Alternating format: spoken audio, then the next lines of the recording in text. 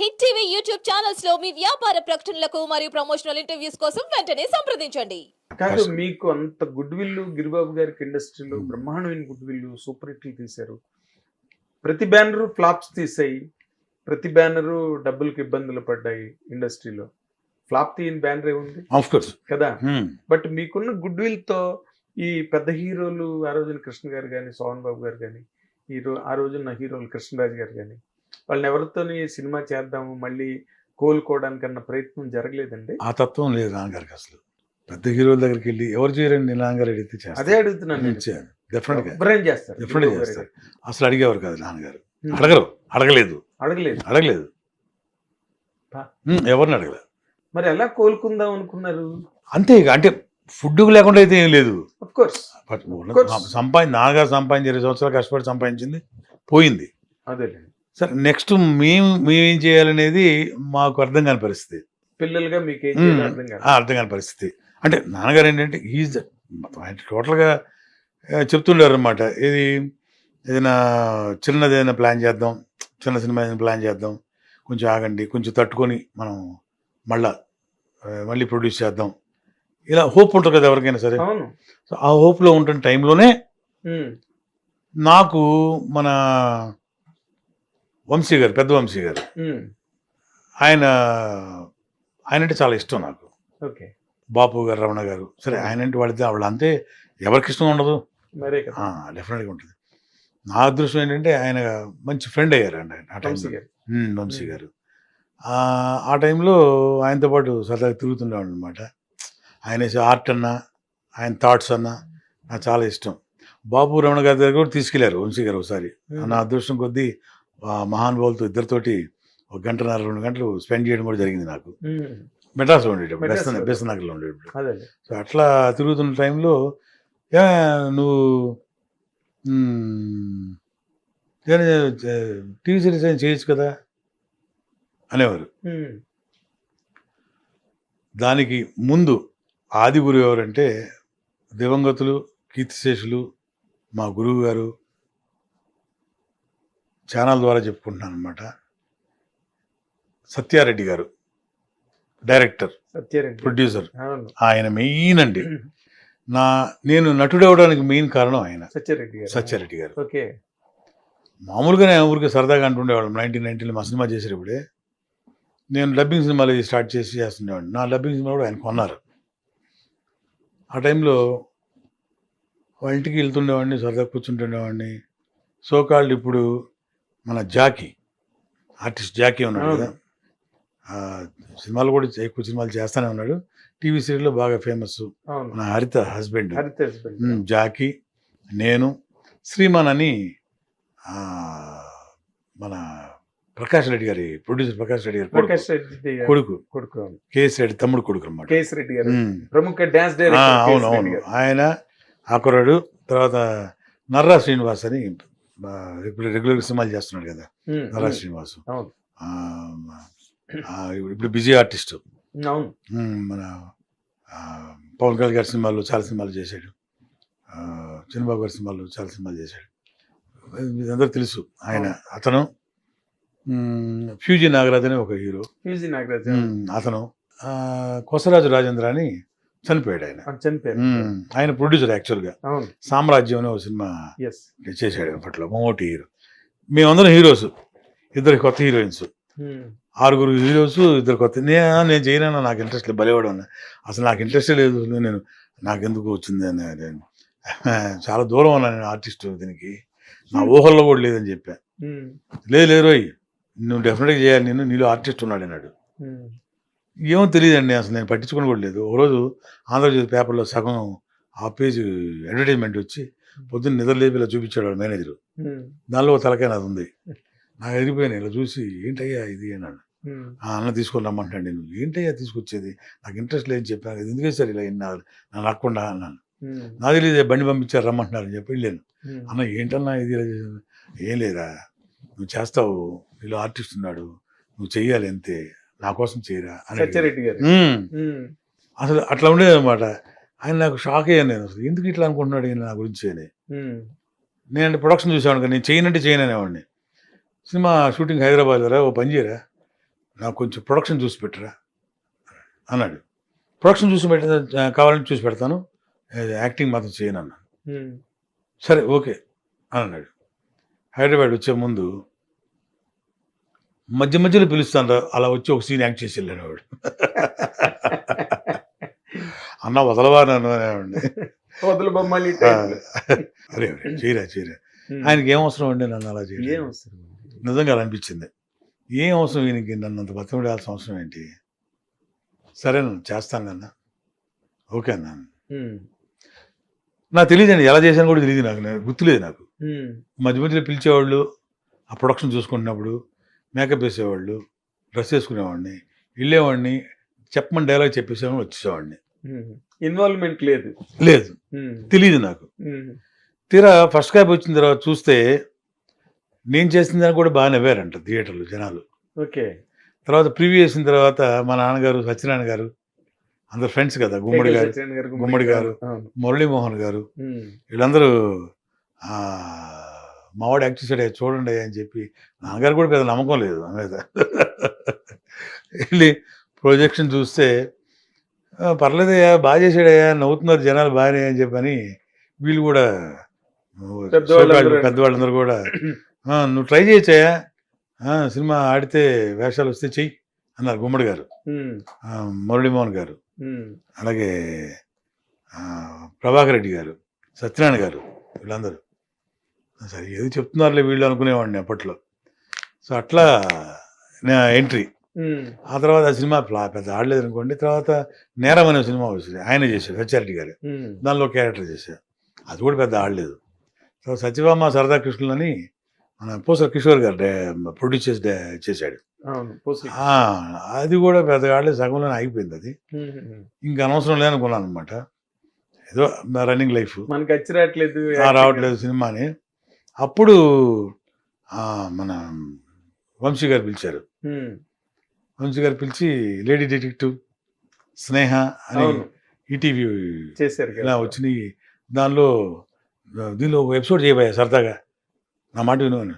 ఆయనతో పాటు బొమ్మలు గీస్తుంటే, ఆయనతో పాటు ఆయన రాస్తుంటే, రచనలు రాస్తుంటే నేను ఆయనతో పాటు 12-1 o'clock కూర్చునేవాడిని సరదాగా. పని కూడా ఏం లేదు కదా. అట్లా ఆ లేడీ డిటెక్టివ్లో, స్నేహ, అలా చిన్న చిన్న ఎపిసోడ్స్, జెమినీ టీవీలో కొన్ని ఎపిసోడ్స్, అలా ఏదో జస్ట్ టైం పాస్ లాగా అలా చేస్తుండేవాడిని. అప్పట్లో బాబాయ్, రాళ్ళపాలి బాబాయ్, మన సాయి కుమార్ గారు నాన్నగారు, పిజే శర్మ గారు, అలాగే వంకాయల సత్యనారాయణ గారు, వీళ్ళ ముగ్గురు పరిచయం. రాళ్ళపల్లి గారు మెయిన్. ఇది ఆయన శర్మ గారి దగ్గర తీసుకెళ్ళి, మేము నాటకాలు వేస్తున్నామయ్యా, మాకు నాటక సమాజం ఉంది, వాళ్ళు బాగా చేస్తారు, థియేటర్ రెగ్యులర్గా వేస్తుంటారు. అందులో మన సాయి కుమార్ గారు, మన కిన్నెర, వంకాయల సత్యనారాయణ గారు, సాక్షి రంగారావు గారు, వేలు గారు, అలాగే పుట్టిప్రసాద్ గారు, గొప్ప అందరూ పాత్ర ఆర్టిస్టులు, మహానుభావులు. వాళ్ళందరూ చేస్తుంటే నేను కూడా వెళ్ళి సరదాగా వెళ్ళి చూస్తుండేవాడిని అనమాట నాటకాలు. ఏం పని ఉండేది కాదు కదా, ఖాళీగా ఉండేవాడిని. పొద్దున్న వెళ్ళిపోయి అక్కడికి వెళ్ళి వాళ్ళు చేస్తుంటే కూర్చొని, అప్పట్లో మన ప్రొడ్యూసర్ జయకృష్ణ గారు శాలిగ్రామంలో ఒక హౌస్ ఉండేది, ఆఫీస్ ఉండేది. ఆ ఆఫీస్లో ఆయన కింద హాల్ మొత్తం దీనికి రిహార్సల్స్కి ఇచ్చేవారు. మార్నింగ్ వెళ్ళిపోయి భోజనాలు కూడా అక్కడే. నేను కూడా అక్కడికి వెళ్ళిపోయి పర్మిషన్ అడిగేవాడిని రాళ్ళపల్లి గారిని, నేను కూడా చూడొచ్చా అని. అదేంటయ్యా అలా అంటావు, రావయ్యా నువ్వు అని చెప్పి పిలిచేవారు. అందరు నన్ను అభిమానంగా చూసేవారు. అంటే బిహేవియర్ ఎలా ఉండేది కదా. గిరిబాబు గారు కూడా, అంటే నాన్నగారు కూడా సుపరిచితులు, ఆయన మీద గౌరవం, అలాగే నేను నాకున్న ఇంట్రెస్ట్ అని పిలిచేవారు. ఒకరోజు ఏమైందంటే, ఒక నాటకం, దానికి హీరో చంద్రమోహన్ గారు. చంద్రమోహన్ గారు సడన్గా ఏదో రామానాయుడు గారి సినిమా అనుకుంటా, కారంచేడులో షూటింగ్, దాన్ని వెళ్ళాల్సి వచ్చింది. అన్న ఇలా వెళ్తున్నానయ్యా, నేను కంపల్సరీగా అది ఒప్పుకోవాలి, ఆ సినిమా మంచి క్యారెక్టర్, వెళ్ళాల్సి ఉంది. అమ్మ అదేంటయ్యా, శర్మ గారు, రాళ్ళపల్లి గారు, అది కదయ్యా 1 weekలో మనకి షో ఉంది కదా, మనం ఒప్పుకున్నాం కదా, అది ఇది అని అన్నారు. మరి ఎలా చేస్తాం మరి, కుదరదు కదా మనకి, సినిమా కదా కొంచెం పోస్ట్పోన్ చేసుకుందాం అది అంటే, కావాలని చేసింది కదా ఆయన. అదే సినిమా తప్పదు, ఏం చేయాలి అనుకుంటున్నారు. అప్పుడు నేను రాళ్ళపల్లి గారి దగ్గరికి వెళ్ళి అడిగాను, బాబాయ్ మాట్లాడొచ్చా, చిన్న రిక్వెస్ట్ అన్నా. ఏంటన్నారు,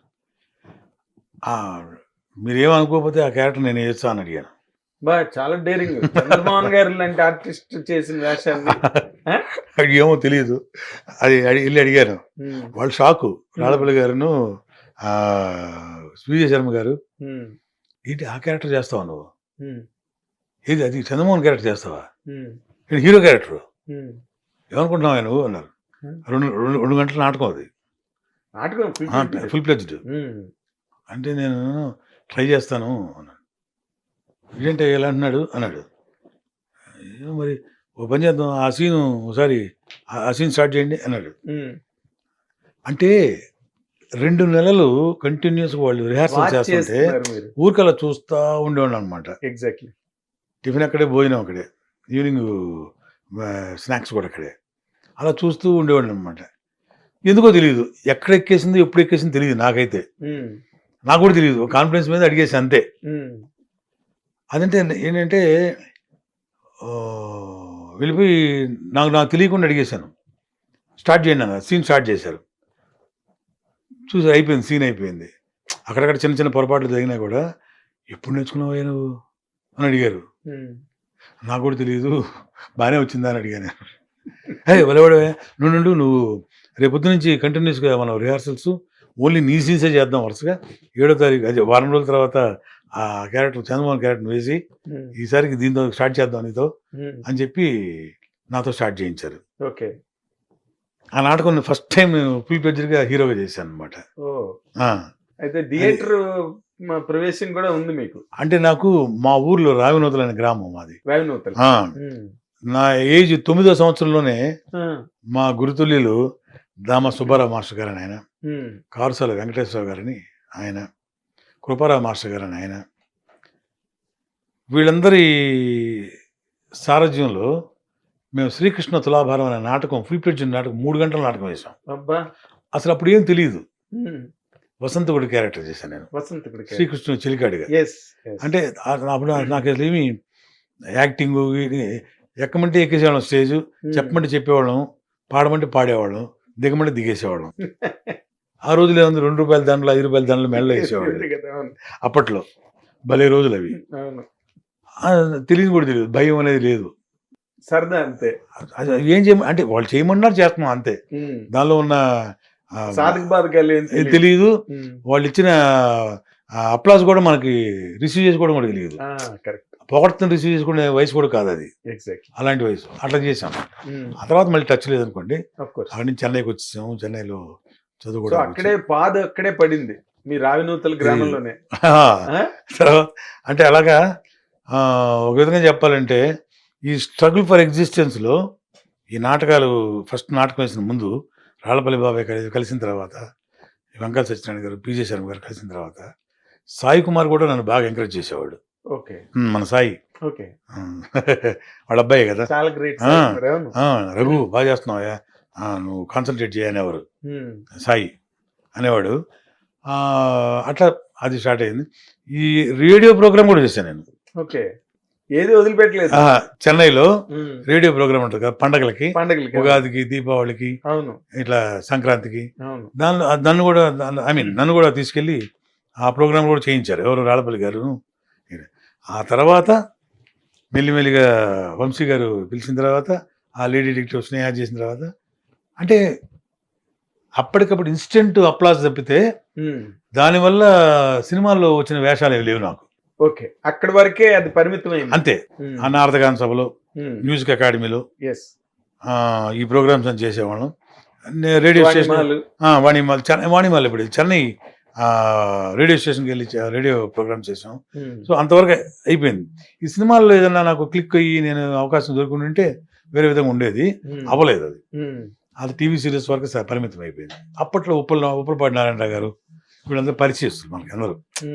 నాన్నగారు డేట్లు నేను చూసేవాడు కదా. సో అందరు ప్రొడ్యూసర్స్, అందరు డైరెక్టర్స్ ఆదరిస్తారు. సో అందరితో ఫేస్ టు ఫేస్ పరిచయాలు ఉన్నాయి అంతవరకే. అయితే నా లైఫ్కి ఏం తోడ్పడలేదు అవన్నీ. ఓకే. అది టిల్ 98 వరకు. టీవీ యాప్ ని డౌన్లోడ్ చేసుకోండి. ఇందులో short news, live news, entertainment movies అన్ని అవైలబుల్ గా ఉన్నాయి. Please download Hit TV app. Hit TV app. Hit TV యాప్ని ఫ్రీగా డౌన్లోడ్ చేసుకోండి.